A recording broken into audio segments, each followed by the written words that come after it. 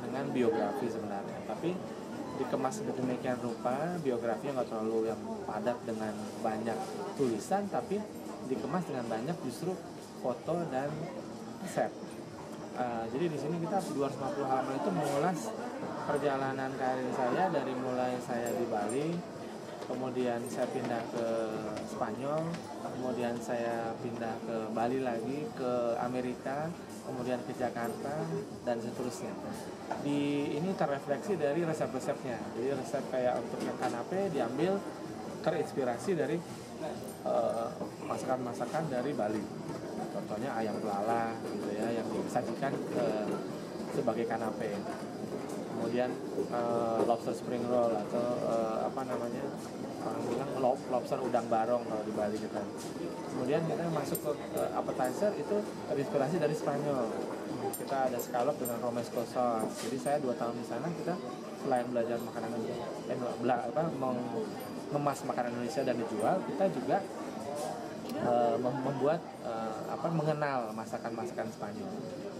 Jadi kayak model tapas. Kemudian saya di LA itu nanti ada masuk di beberapa. Jadi ini sebenarnya ada semua ini adalah perjalanan hidup yang mungkin saya harapkan sih bisa menginspirasi banyak orang, terutama sekarang ya, banyak orang nanya mau jadi apa, mau jadi chef. Apakah mudah menjadi chef? Tidak. Ada 60 resep dalamnya yang lengkap dengan foto dan resep. Di foto ini bilingual, jadi ada 2 bahasa. Makanya cukup lama, it takes 3 years to make this one. Jadi bahasa Indonesia dan bahasa Inggris.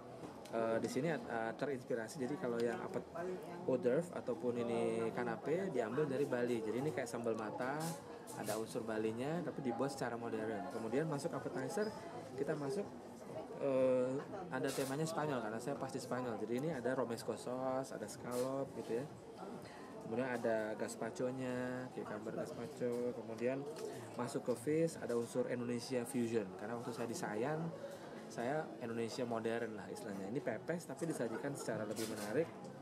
Kemudian ada di sini king prawn, sausnya ginger lemongrass sauce, ada carrotnya. Jadi a lot of mix of unsur Indonesia tetap ada dalamnya, karena biar bagaimanapun saya tetap asli Indonesia. Saya mau menunjukkan Indonesia juga walaupun secara modern, belum yang tradisional. Mungkin di buku-buku berikutnya saya akan bikin lebih Indonesianya juga ada gitu ya. Jadi that's the idea. So it's a nice book. So ini udah dengan ilustrasi yang bagus sehingga memudahkan kita untuk mengikutinya gitu ya. Isi tuh ini recipes. Pokoknya beda dari cooking book yang lain.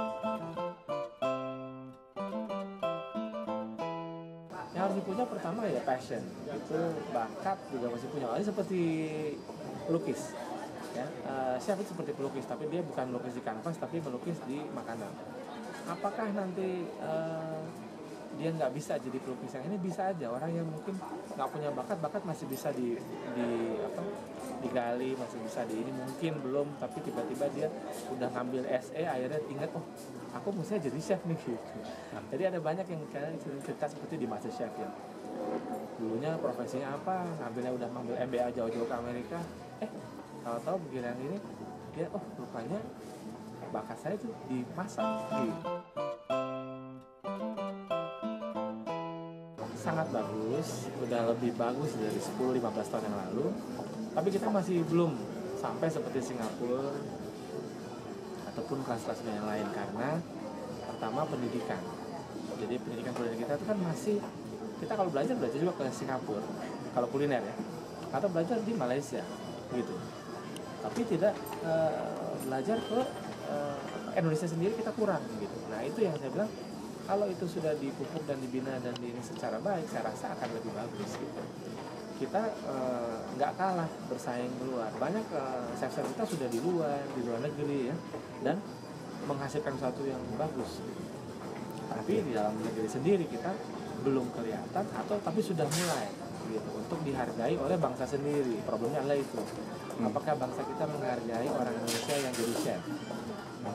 Orang seperti sekarang saya pertama kali pegang international chain di Four Seasons. Sekarang udah ada Sim Regis Bali, sudah dipegang oleh orang Bali sendiri.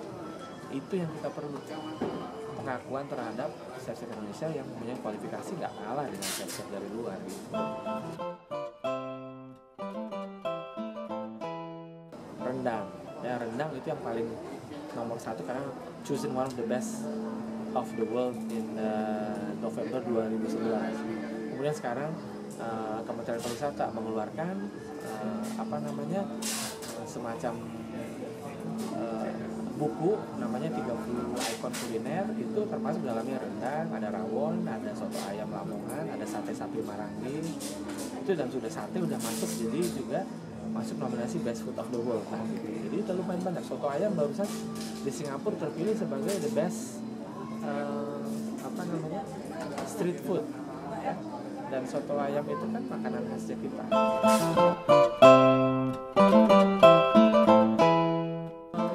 Pesan saya sih cuma satu, semangatnya masih ada dari awal sampai habis, karena jadi chef itu nggak gampang. Jadi kelihatannya mudah, tapi it's not easy gitu.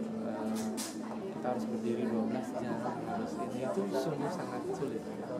Jadi mudah-mudahan bisa diikuti lah gitu ya. Tetap semangat, konsisten, dan apa yang kita buat nanti akan dilihat oleh orang lain. Be ready aja gitu.